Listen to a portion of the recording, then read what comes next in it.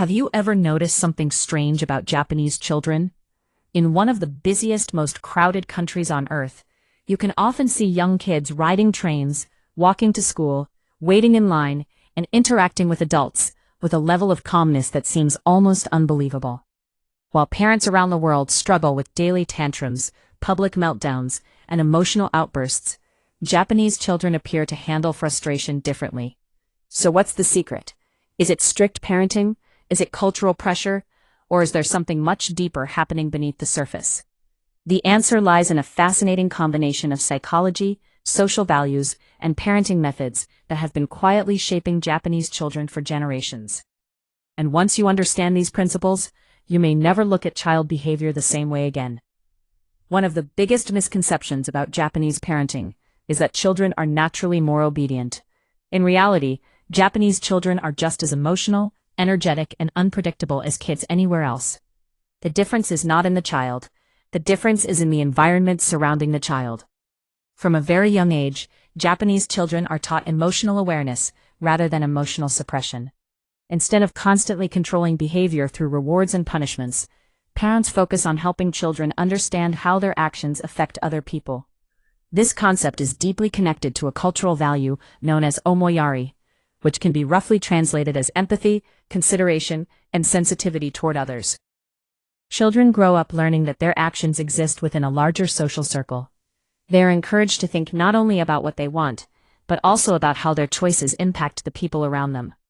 This approach creates a fascinating psychological effect. When a child understands the emotional consequences of their actions, self-regulation begins developing from within, rather than being forced from the outside. In many Western parenting models, behavior is often managed through external systems. If you do this, you get a reward. If you do that, you lose a privilege. While those methods can work in the short term, Japanese parenting often focuses on helping children internalize social responsibility. Over time, children become less dependent on external control because they develop an internal understanding of appropriate behavior. Another important factor is the way Japanese parents respond to emotional outbursts. When a child becomes upset, many parents avoid turning the situation into a battle of power. Instead of immediately demanding obedience, they often prioritize connection. Researchers have noted that the parent-child bond in Japan tends to emphasize closeness and emotional attachment during the early years. This secure attachment creates a sense of safety that allows children to process emotions more effectively. A child who feels emotionally secure is often less likely to use extreme behavior to gain attention or reassurance. What's especially interesting is that Japanese parents frequently use subtle guidance rather than direct confrontation. Imagine a child refusing to cooperate. Instead of issuing a harsh command, a parent might gently remind them how their actions affect family harmony. This style of communication encourages reflection instead of resistance.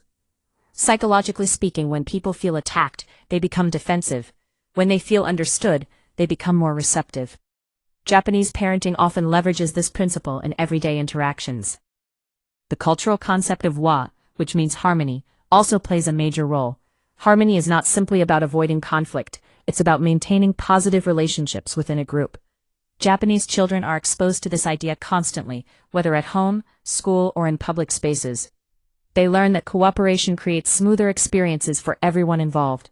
Over time, this mindset becomes deeply embedded in their behavior.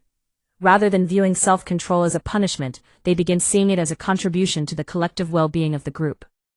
School environments reinforce these lessons in powerful ways. In many countries, children are primarily responsible for academic performance, while adults handle most practical tasks. In Japan, students often clean classrooms, organize materials, serve lunches, and participate in maintaining their environment. These activities may seem simple, but they teach responsibility, accountability, and community awareness. Children learn that they are active contributors rather than passive participants. This sense of ownership encourages maturity and reduces entitlement, two factors closely linked to emotional regulation. Another reason Japanese children may experience fewer tantrums is the culture's emphasis on routine and predictability. Human brains thrive on structure, especially during childhood. When children know what to expect, they feel safer and more secure.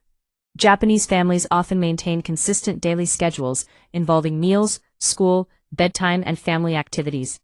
This predictability reduces uncertainty and anxiety, two major triggers behind emotional meltdowns. A child who feels grounded in a stable routine is often better equipped to manage frustration when challenges arise.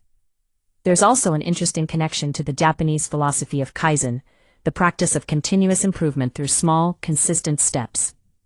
While kaizen is often associated with business and productivity, its influence can be seen in family life as well.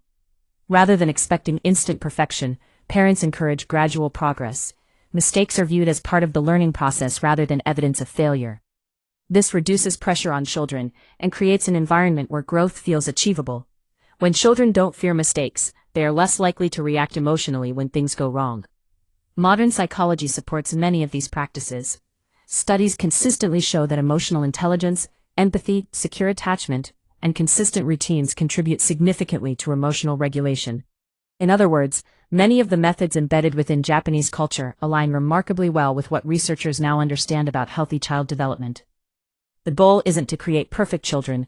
The goal is to create emotionally capable individuals who can navigate challenges without becoming overwhelmed by them. Of course, no parenting system is flawless. Japanese families face their own unique challenges, and not every child behaves calmly all the time. Tantrums still happen, emotional struggles still exist. But what makes the Japanese approach so fascinating is its focus on prevention rather than correction. Instead of waiting for problems to appear and then reacting, many parenting practices are designed to build emotional skills long before they're needed. It's like teaching someone how to swim before they fall into the water.